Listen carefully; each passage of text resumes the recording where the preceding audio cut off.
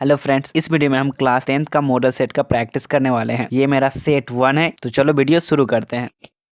तो हमारा पहला क्वेश्चन है कि 156 का अभाज्य गुणनखंड में 2 का महत्तम घात क्या होगा। तो इसका अगर हम 156 का फैक्टर तोड़े तो 2 का जो महत्तम घात आएगा वो यहाँ आ जाएगा, मेरा 2 ही आ जाएगा। तो इसका ऑप्शन नंबर डी बिल्कुल सही है। अगला क्वेश्चन है कि √11 एक क्या है, परिमेय संख्या या फिर अपरिमेय संख्या या फिर सम संख्या या फिर विषम संख्या। ए बिल्कुल सही है, एक अपरिमेय संख्या है। अगला क्वेश्चन, किसी परिमेय संख्या ए का व्युत्क्रम 1/a को कहा जाता है। अगर ए मेरा एक अपरिमेय संख्या है तो इसका व्युत्क्रम, इसका रेसिप्रोकल भी मेरा एक अपरिमेय संख्या ही होगा। 3 का ए हो जाएगा। 4 नंबर क्वेश्चन मेरा कि अगर p एक अभाज्य संख्या है तो √p क्या होगा। तो यहाँ मेरा √p एक अभाज्य संख्या है, तो रूट के अंदर कोई सा भी अभाज्य संख्या हो तो वो अपरिमेय संख्या होते हैं। 4 का बी। 5 नंबर क्वेश्चन है, बहुपद 2x³ - 3kx² + 4x - 5 के शून्यकों का योग मेरा 6 दे दिया, तो k का मान यहाँ पे क्या होगा। तो मेरा अल्फा प्लस बीटा दे दिया मेरा 6, तो यहाँ पे हम मान डालेंगे तो यहाँ -3k और फॉर्मूला का माइनस, तो प्लस हो जाएगा और बटा में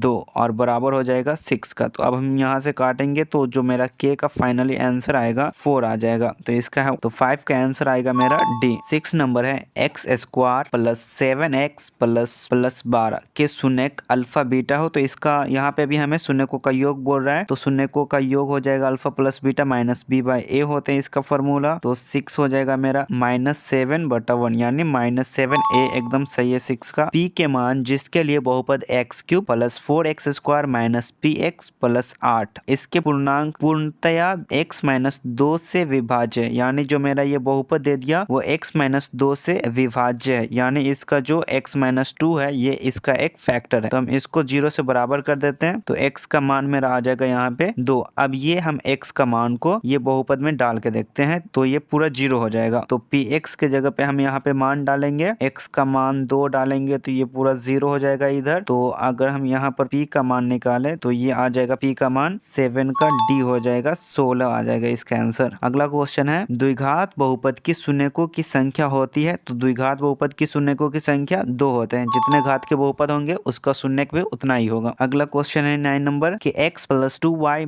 4 = 0 है, तो 2x + 4y - 12 = 0 है। तो ये क्या होंगे, ये समांतर होंगे या फिर संपाती नहीं होती है, तो हमें ये बताना है। तो यहाँ हम सैंपल सा फॉर्मूला एक अप्लाई करेंगे। x का आगे जो मेरा 1 हो जाएगा, 1/2 = 2/4, 1/2 = 2/4 = -4 और बटा में -12। अब हम यहाँ पे इसको काटेंगे तो 1/2 आ जाएगा, यहाँ पे ये नहीं कटेगा यानी ये आ जाएगा, कोई हल नहीं होगा कि समांतर होते हैं ये। तो 9 का हो जाएगा मेरा option number A. 10 number question है, यदि a1 b1 बराबर नहीं होगा a2 b2 का, तो समीकरण निकाय का जो मेरा यहाँ दे दिया है कि a1 x + b1 y + c1 = 0 है और a2 x + b2 y + c2 = 0 का ये क्या होगा। तो जब भी ऐसा होते हैं तो इसको बोलते हैं हम लोग अद्वितीय हल, यानी केवल एक हल या फिर अद्वितीय हल जो कि प्रतिच्छेदी होते हैं। तो ये मेरा हो जाएगा 10 का ए नंबर बिल्कुल सही, अद्वितीय हल। अगर आपको इन सभी क्वेश्चन में किसी भी तरह का डाउट है तो आप कमेंट कर सकते हो, मैं ट्राई करूंगा उसे सॉल्व करने का। तो मिलते हैं इसका नेक्स्ट पार्ट में, पार्ट 2 में। तब तक आप वीडियो को लाइक कर दो और चैनल को सब्सक्राइब कर लेना और इसे अपने दोस्तों में शेयर कर दो ताकि वो भी कुछ सीख सके और अपने प्रैक्टिस को और भी बेहतर कर सके। Thanks for watching.